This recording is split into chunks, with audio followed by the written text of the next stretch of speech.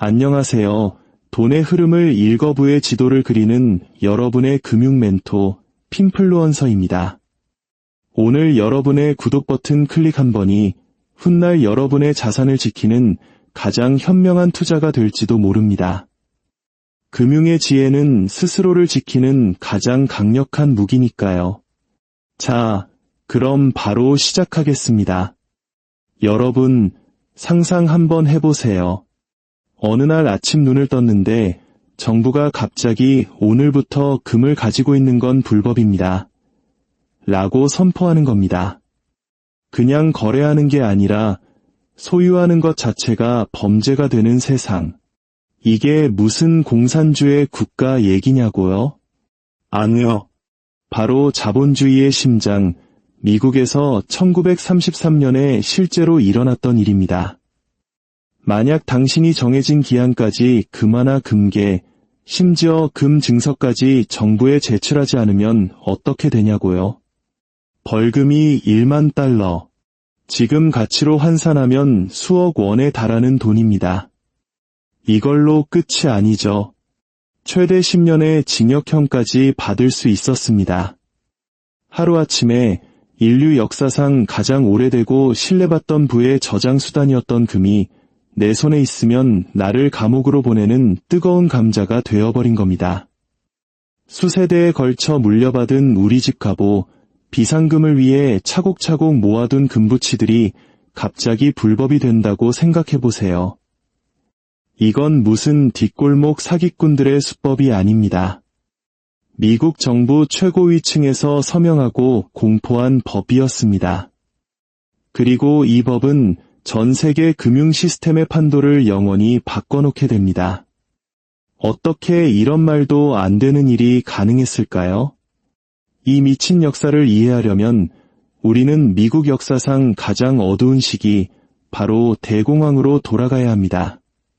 1933년 미국은 말 그대로 잿더미 위에 서 있었습니다.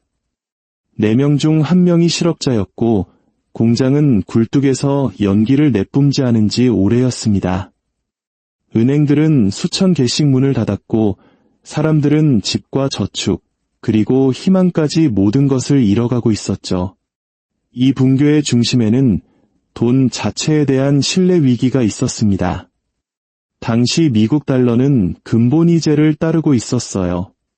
이게 뭐냐면 내가 가진 종이돈을 은행에 가져가면 언제든지 정해진 양의 금으로 바꿔준다는 국가의 약속입니다. 당시 교환 비율은 금 1온스당 67달러였죠. 하지만 경제가 무너지자 이 약속에 대한 믿음도 함께 무너졌습니다. 사람들은 너도 나도 은행으로 달려가 휴지 조각이 될지 모르는 종이돈을 내밀고 진짜 돈, 즉 실물금을 인출하기 시작했습니다. 한국의 IMF 사태 때 은행으로 달려가던 어른들의 모습, 바로 그 뱅크런이 전국적으로 벌어진 겁니다. 이 사태는 은행의 금 보유고를 바닥내고 금융 시스템 전체를 파괴할 위협이 되었습니다. 바로 이 폭풍 속으로 프랭클린 델러노 루스벨트가 등장합니다. 1933년 3월 대통령으로 취임한 그는 자유낙하 중인 경제와 붕괴 직전에 금융 시스템을 물려받았죠. 그에겐 이 패닉을 멈출 뭔가 대담하고 파격적인 조치가 필요했습니다. 그리고 취임 한 달도 채 되지 않은 4월 5일, 루스벨트는 행정명령 6102호에 서명합니다. 이 명령은 민간인이 대부분의 형태의 금을 소유하는 것을 불법으로 규정했습니다. 시민들은 4월 말까지 자신들의 금화, 금괴, 금 증서를 연방준비제도나 지역은행에 반납해야 했죠. 그 대가로 1온스당 67달러라는 고정된 가격의 종이돈을 받았습니다. 표면적으로 정부는 은행을 안정시키고 금 사재기를 막고 연준이 돈을 더 많이 찍어낼 수 있는 힘을 주기 위해 이 조치가 필요하다고 주장했습니다. 하지만 그 실체는 현대 역사상 가장 거대한 규모의 강제적인 부의 이전이었습니다. 가족들은 줄을 서서 갑오로 물려받은 금화와 비상금을 종이돈으로 바꿨습니다. 물론 일부는 뒷마당에 금을 묻거나 지하실에 숨기거나 보석으로 위장하며 저항했죠. 하지만 대부분은 따를 수밖에 없었습니다. 처벌이 너무나 가혹했기 때문입니다. 자, 이제부터가 이야기에 소름 돋는 하이라이트입니다. 그로부터 1년도 채 지나지 않은 1934년 1월, 미 의회는 금 보유고 법을 통과시킵니다. 그리고 정부는 갑자기 금의 공식 가격을 온스당 67달러에서 35달러로 인상해버립니다. 펜 한 번 놀렸을 뿐인데 달러 가치가 하루아침에 40%나 폭락한 겁니다. 이게 무슨 뜻일까요? 정부가 국민들로부터 강제로 사들였던 모든 금의 가치가 순식간에 엄청나게 올랐다는 뜻입니다. 하지만 그 이익은 오직 이제 그 금을 소유한 정부의 몫이었죠. 시민들은 부를 잃었고 워싱턴은 그 차익을 고스란히 챙겼습니다. 이건 그냥 단순한 정책 조정이 아니었어요. 돈의 규칙을 완전히 리셋해버린 겁니다. 금을 몰수하고 달러를 평가절하함으로써 루스벨트 행정부는 금본위제가 허용했던 것보다 훨씬 더 많은 돈을 찍어낼 수 있는 능력을 얻게 되었습니다. 더 많이 쓰고 더 많이 빌리고 1930년대를 정의하는 야심찬 뉴딜 정책의 자금을 댈 수 있게 된 거죠. 은행들에게는 구원이었습니다. 연준이 통제하는 금으로 채워진 금고는 대중에게 신뢰를 주었죠. 정부에게는 통제권을 의미했습니다.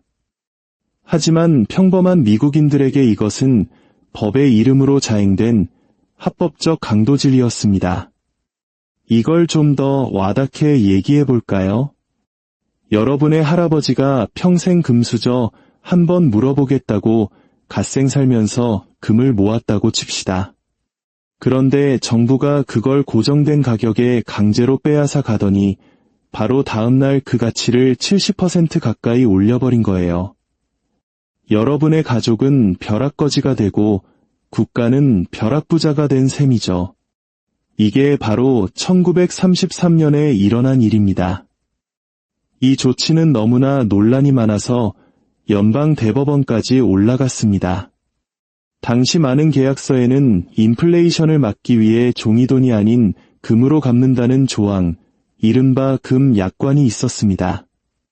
루스벨트의 명령은 이 모든 계약을 휴지 조각으로 만들었죠. 채권자들은 정부가 사적 계약을 짓밟고 재산을 몰수했다며 소송을 제기했습니다. 하지만 1935년 대법원은 단 한 표라는 아슬아슬한 차이로 루스벨트의 손을 들어주었습니다.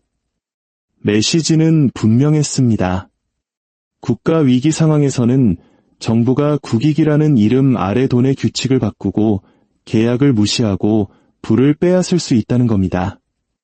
여기 더 깊은 현실이 있습니다. 이건 단순히 은행을 구하는 문제가 아니었어요. 금본위제라는 족쇄를 끊어버리려는 의도였죠. 루스벨트는 민간인의 손에서 금을 제거함으로써 시민과 실물 화폐 사이의 직접적인 연결고리를 끊어버렸습니다. 이제 종이 달러는 금이 아닌 정부의 명령에 의해서만 가치가 보장되는 유일한 법정 화폐가 되었습니다. 그렇다면 진짜 수혜자는 누구였을까요? 첫째, 정부입니다. 금을 빼앗고 재평가함으로써 워싱턴은 수십억 달러의 준비금을 즉시 확보했고 대공황 와중에 세금을 올리지 않고도 뉴딜 정책을 펼칠 수 있었습니다. 둘째, 은행입니다. 예금자들을 파산시켰던 바로 그 기관들이 그들이 믿었던 사람들의 희생으로 구제금융을 받은 셈입니다. 그리고 물론 부유하고 연줄 좋은 금수저들은 빠져나갈 구멍을 찾았습니다. 명령이 발효되기 전에 금을 해외로 빼돌리거나 몰수 대상에서 제외된 희귀 수집용 주화나 보석으로 재산을 바꿨죠. 하지만 평범한 흙수저 시민들에게 그런 탈출구는 없었습니다. 패배자는 금이 안전자산이라고 믿었던 수백만 명의 미국인들이었습니다. 그들은 자신의 부를 포기하고 즉시 가치가 하락한 종이돈을 받아야 했습니다. 그리고 돈의 규칙은 고정된 것이 아니며 언제든 하룻밤 사이에 바뀔 수 있다는 냉혹한 진실을 배우게 되었죠. 자, 시간을 현재로 돌려봅시다. 이야기가 오늘날 우리에게 왜 중요할까요? 원칙은 변하지 않았기 때문입니다. 시스템이 위협받을 때 정부는 그것을 보존하기 위해 무슨 짓이든 할 것입니다. 설령 그것이 시민들의 부를 빼앗는 것을 의미하더라도 말이죠. 1933년에는 금이었습니다. 2008년 금융위기 때는 대마불사 은행들을 위해 수조 달러의 국민 혈세가 투입되었습니다. 2020년 팬데믹 때는 엄청난 양적 완화로 풀린 돈이 자산 가격을 폭등시키는 동안 월급의 가치는 그대로여서 구매력을 조용히 갉아먹었습니다. 인플레이션 그 자체가 일종의 재산 몰수입니다. 오늘날 무장한 요원들이 당신의 저축을 빼앗아 가지는 않습니다. 하지만 물가가 임금보다 더 빨리 오르는 매년 당신의 노동 가치는 하락하고 저축은 줄어들며 부는 조용히 위로 이동합니다. 이것이 바로 현대판 재산 몰수입니다. 무력이 아닌 정책을 통해서 말이죠. 1933년의 교훈은 냉정합니다. 당신의 자산이 절대 안전하다고 가정하지 마세요. 정부가 한번 금을 불법화했다면 내일 디지털 계좌를 동결하거나 연금을 압류하거나 자산에 더 무거운 세금을 부과하지 못할 이유가 있을까요? 선례는 이미 존재합니다. 방법만 다를 뿐이죠. 진정한 경제적 독립은 은행 계좌의 숫자에만 있는 것이 아닙니다. 그것은 지식이고 시스템 바깥에 있는 자산이며 어떤 정부도 몰수할 수 없는 기술입니다. 다음 위기가 닥쳤을 때 속수무책으로 당하는 대신 그 패턴을 인식할 수 있도록 역사를 이해하는 것입니다. 미국이 시민들의 금을 몰수했을 때 그것은 구조, 애국심, 희생이라는 이름으로 포장되었습니다. 하지만 결과는 명확했습니다. 시스템은 살아남았고 국민이 그 대가를 치렀습니다. 부는 한 번 빼앗길 수 있다면 다시 빼앗길 수 있습니다. 돈의 규칙은 자연 법칙이 아니라 권력의 결정이기 때문입니다.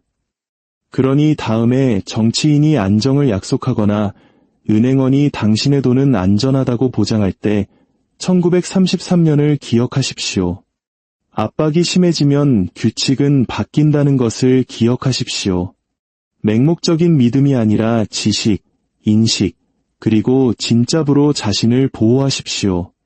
왜냐하면 다음 위기가 왔을 때 역사를 이해하는 사람만이 준비되어 있을 테니까요.